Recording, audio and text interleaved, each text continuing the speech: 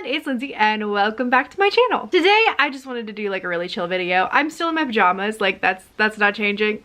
So I just wanted to kind of chat about how Camp Nano is going and maybe play like a little game while we do so, just to spice things up. A couple weeks ago on Kevin and Laura's live stream, they did a slumber party and they did a bunch of slumber party-esque activities, and one of the things they did was an author mash. You guys remember mash, like when you were in elementary school, you would like write down the houses and the cities and the pets you wanted to have and, like, you know, the boys that you wanted to marry, but you always ended up getting picked, like you picked the boy who always picked his nose and was like gross. They did that but with like author stuff, and I was like, oh my gosh, that's such a fun idea. So I can't take credit for the idea, but I'm gonna go ahead and do my own version while we talk about some updates. So while I get the page set up in here, I thought we would kind of start talking about the project I've been working on and how that's been going. As you guys remember, I finished Tobe, my second middle grade, and now I was gonna move on to Crimson Girls, which is the title that I'm currently calling my YA gothic horror idea. It's like a little ghost story with a bunch of girls, Victorian schoolgirls stuck in a house that doesn't want them to leave. It's a whole thing. Well, if you follow me on Instagram, you would know that plans changed like 3 hours before Camp Nano started. I got a plot bunny idea and it has not left me alone for the past 2.5 weeks. I have been actually brainstorming that project instead. Okay, so let me just show you real quick the categories that we have. We have books or projects.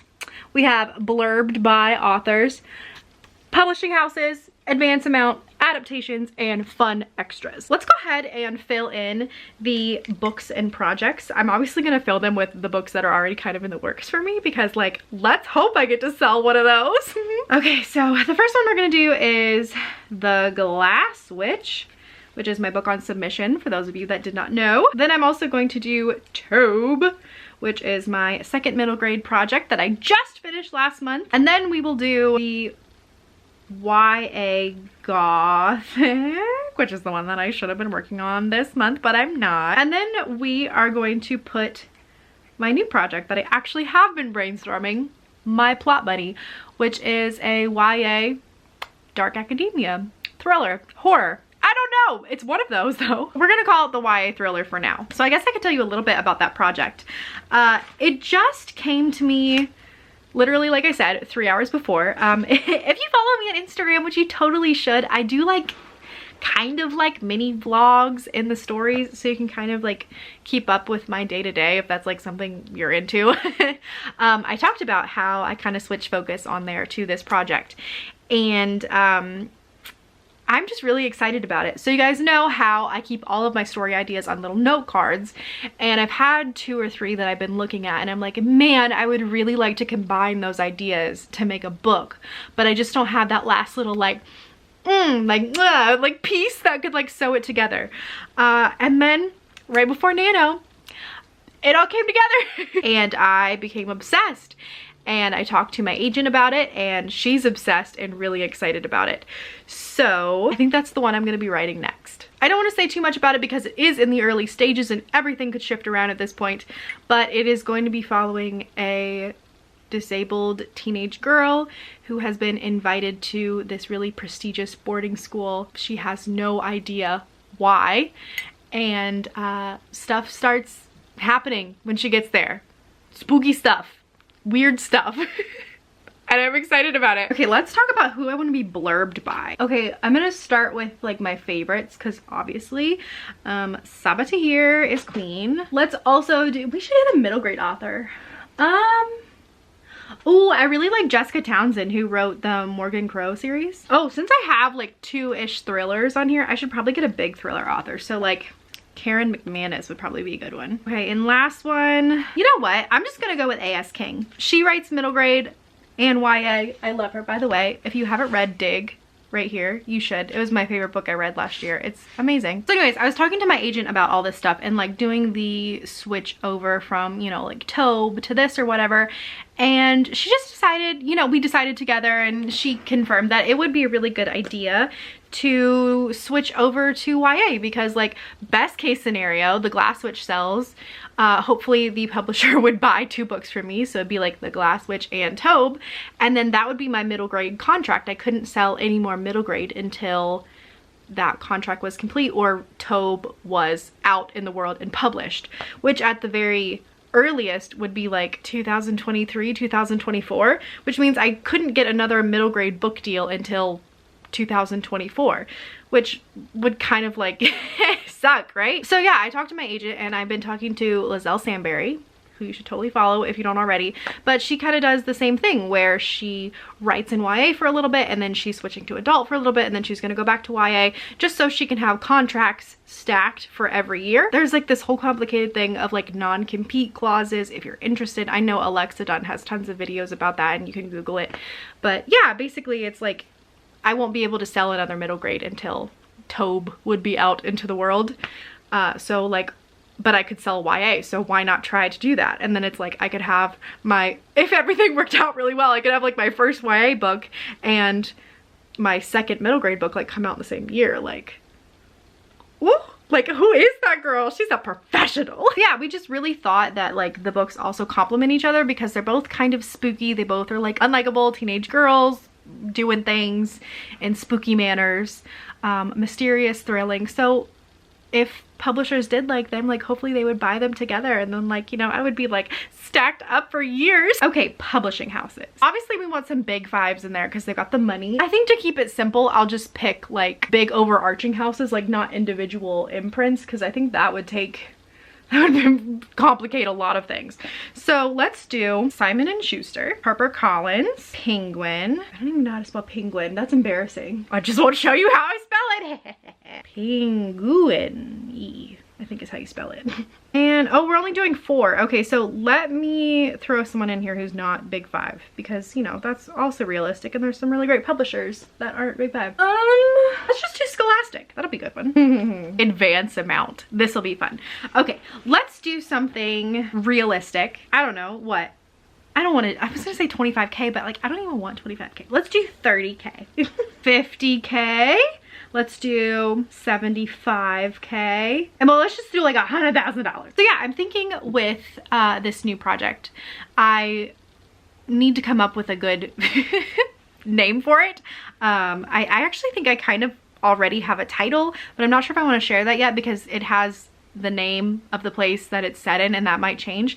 So I need to come up with like a working title for it for YouTube. But I'm thinking I probably won't start drafting that until this summer. I am still working on brainstorming, and I want to take my time. I want to make sure it's really good. I like taking a lot of time up front with brainstorming and outlining, so when I do draft, I don't have as many like big picture things moving around. So if I take a couple months to outline and brainstorm, like I'm okay with that because it makes the whole process shorter in the long run for me. But so far with it, what I've been doing this month is I've just been rereading thrillers to kind of like understand how thriller beats and horror beats are like beat it out, like where it goes. I'm rereading Sadie right now, which is really helpful. I think that the tone and the voice of this book is very much what I'm going for.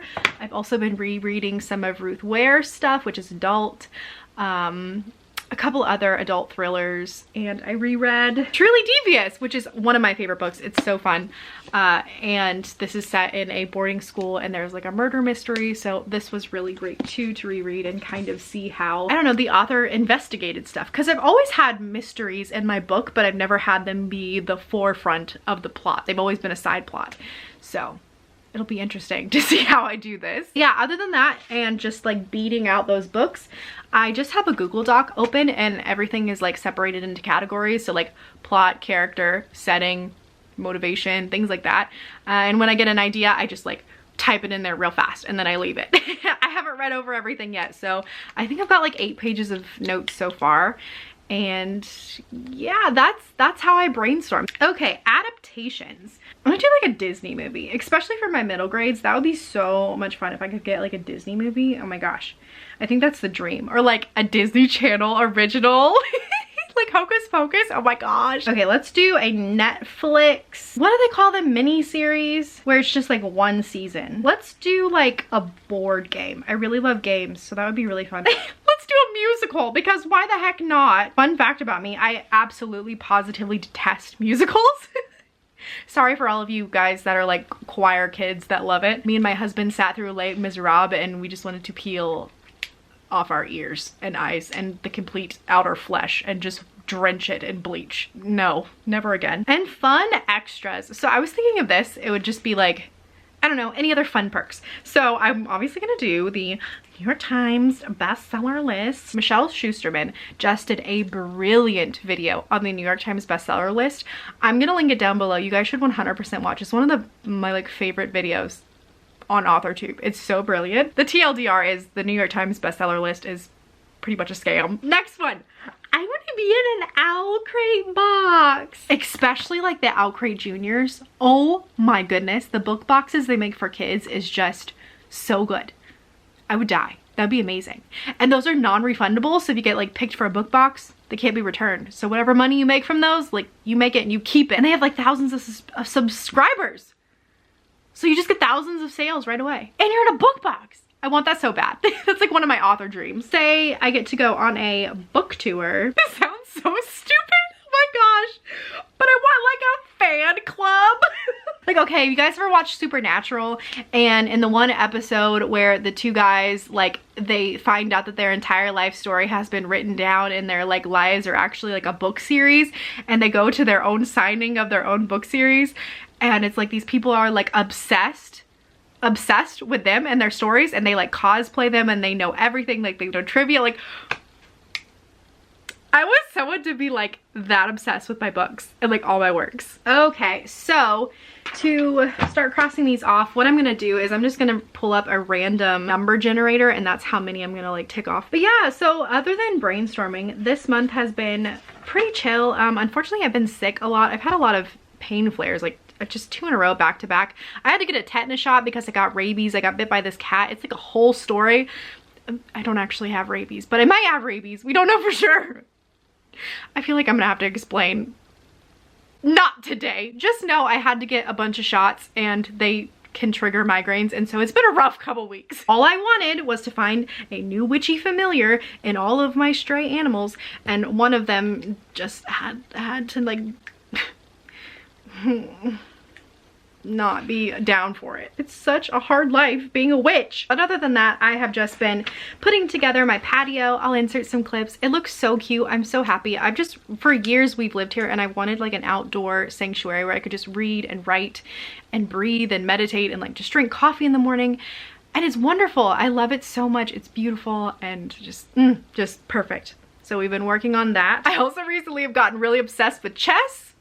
Every few months I get this new obsession where I like have to learn about everything that has to do with that subject, and I do it. I become a master. My husband started teaching me. I love it. It's so much fun. It's so challenging. My spatial memory is so bad, but chess is really challenging me because you do have to use your spatial memory. It's just so fun, and my husband knows how to play, so he's been teaching me.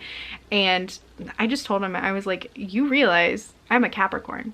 I'm actually a Sagittarius, but I have a lot of placement in Capricorn, and I'm just like, you realize when I get the hang of this, it's like over for you, right? And then last but not least, we have a new member of the Fug fam, and that's Chauncey. He's beautiful. I love him. I will link the creator down below because he's a custom made, and he's just he's so beautiful. I love him so much. Also, there's this really random Instagram account that keeps taking all of these pictures of my fugglers, and I don't know where they're getting them. So like, if you wanted to follow that Instagram account, you totally could. Okay, let's see what number we pick. 4. Well, that makes things easy. Okay, let me go through this and start crossing things off. Okay, we did it. The book that I will be selling is Tobe, my middle grade baby ghost book. I love it so much. It is going to be bought by Penguin Random House for $75,000, which like, okay, I'm totally fine with. She's also going to be getting a board game adaptation, which sounds so much fun. I could see it being like Clue or something. Oh my gosh, yes. It's gonna be Blurred by Saboteur. I mean, come on. And as a fun extra, It's gonna be on the New York Times bestseller list. Like, I'm down for this. Can we manifest this? Can we make this happen, folks? Because please. Anyways, you guys, that was just like a fun little video. I hope you had fun watching. And if you do the author mash yourself, like, let me know down below what your answers were. I think this is so much fun. We should turn this into a tag. But don't forget to let me know how your Camp Nanos are going. And like, please, to manifest this happening. And thank you guys so much for watching, and I will see you in the next one. Bye!